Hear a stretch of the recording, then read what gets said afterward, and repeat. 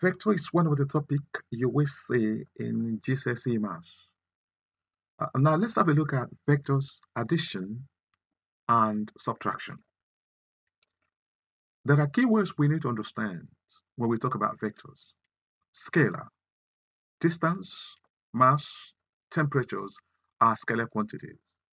Now a scalar has size but has no direction. Vector, a vector has size and direction. Example, velocities, acceleration, forces, translations. Each of these has size, they also have directions. And we talk about scalar again, which is just a quantity, just a size, but it has no direction. For example, 20 miles, 20 kilometers. There is no direction to it. So that's why they are scalar. Now, let's have a look at examples of vectors addition.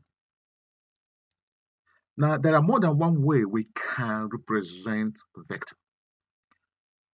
If you look at this diagram here, this diagram, we can represent this vector A to B.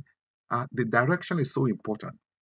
Starting from point A and moving towards B, we can represent this by using a bold letter A here.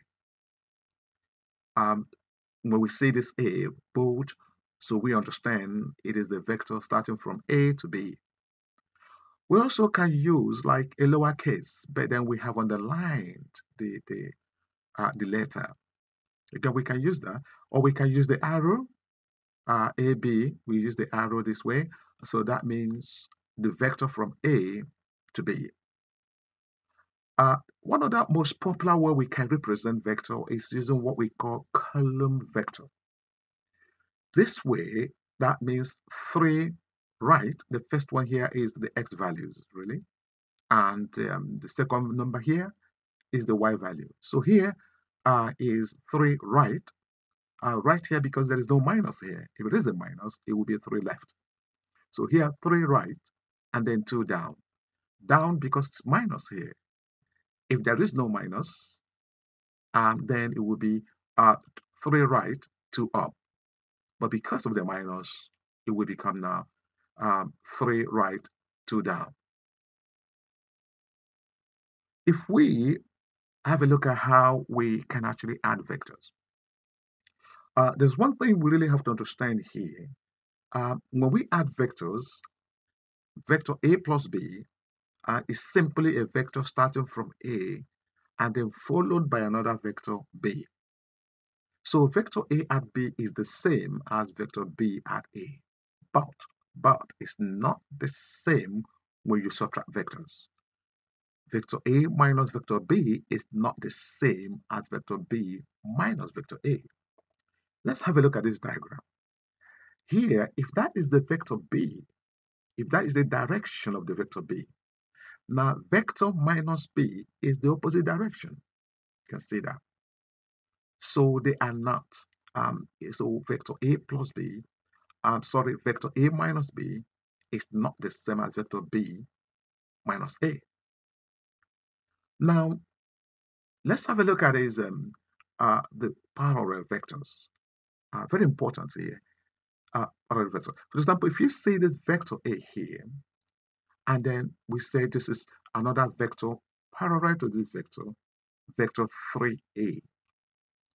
Now, vector 3A is a vector parallel to this vector A, but 3 times as long. That's what it is. 3 times as long. Basically, this vector here is a multiple of that vector here. Okay. So we multiply vector A by a scalar quantity, by a number. Multiply vector A by a number. For example, 3, you have vector 3A. If you multiply it by 4, you have vector 4A. Multiply by 5, you have vector 5A. And that means they are parallel vectors. Parallel vectors because you can multiply, because one is the multiple of the other. And that's what it is. Okay. Now let's talk about this addition of vectors. If we start from here, vector A, add B, and I said before that when you add B, is a vector A followed by vector B. You can see that. Now this vector here, look at the direction of vector A this way, and then followed by vector B. Now this line from starting from the point A all the way to the end here, this is the addition of the vectors. We call this resultant vectors. So this vector here is vector A add vector B. So that is the resultant vector here. Again, if we have vector A here going this way, and then vector, if that is the direction of vector B, remember here, vector B, that is the original direction here, down. Now, if we change that direction, so that becomes minus B. So vector A minus vector B now we now represent that from a vector starting from the point A and then joining the end. You can always see the arrows. The arrows are going this way, that way. So the resultant vector is the one that starts and join all the way to the top. So this line here, this vector here, is vector A minus vector B. Okay. Take time to have a look at this diagram again. Go through it. Make sure you understand it. Now let's do one question. Let's do a question about vector addition. Okay. If vector P, if P is going to be 3, 2, and Q is 0, 4, R is minus 2 and 3, calculate 1 vector P plus vector Q, 2 vector P plus Q plus R, 3 vector P plus 3R. Okay, now let's take the questions one by one. Now, vector P plus vector Q this is vector P, 3, 2 plus 4, 0. Now, what you do here, you just add the x values and then add the y values. So 3 plus 0 here is 3, 4 plus 2 plus 4 here give you 6. So this is the resultant vector. That's the answer here. Now let's look at this question 2. Find vector P plus Q plus vector R. Again, so we take vector P is 3, 2 plus vector Q is 0, 4, and vector R is minus 2 and 3. So again, you add the x values and the y values. 3 add 0, add minus 2 is 1. So 2 add 4, 6, and 6 add 3 is 9. So that is your answer here. So that is the resultant vector. Okay.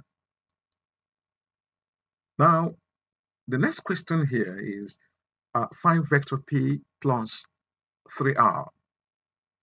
Now, vector P here is 3, 2.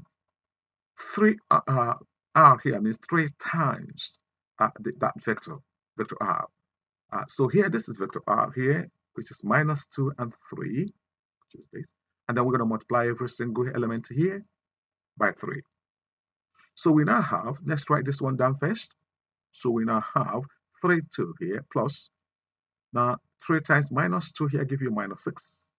And then 3 times 3 here give you 9. Again, now it's in component form, then you add. 3 minus 6 is minus 3. 2 add 9, that gives you 11. So that is done. So vector P plus 3R is minus 11 and minus 3 and 11, which is 11 to the left, and then 3 to the left and 11 up. Now I'm going to give you a question now to try and then see how you get on with it. Try these questions. If x is 4, 3 and y is 0, 5, z is minus 4, minus 5, calculate 1 vector x plus vector y, vector x plus vector y plus vector z, and 3 vector x plus y. Press pause, and when you're done, press start.